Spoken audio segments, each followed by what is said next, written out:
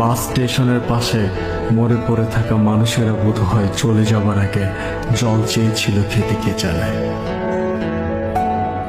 কখনো ভাবিনি জেনারেলের বুট জুতা আর অ্যাম্বুলেন্সের সাইরেন মিশ্রিত শব্দে ঘুমোতে যাবে কাফন প্রস্তুতকারী। আমি কখনো ভাবিনি দেখতে হবে অশ্রুসিক্ত দুটো চোখ মুছে দেবার কোনো হাত থাকবে না। আইসিইউর বেডে চোখ বন্ধ হয়ে এলে বলা হয়নি কখনো এরকম একটা কথা, বলবার জন্য উদ্ভ্রান্ত হয়ে নিজেকে আবিষ্কার করা অক্সিজেন মাস্কের কারাগারে।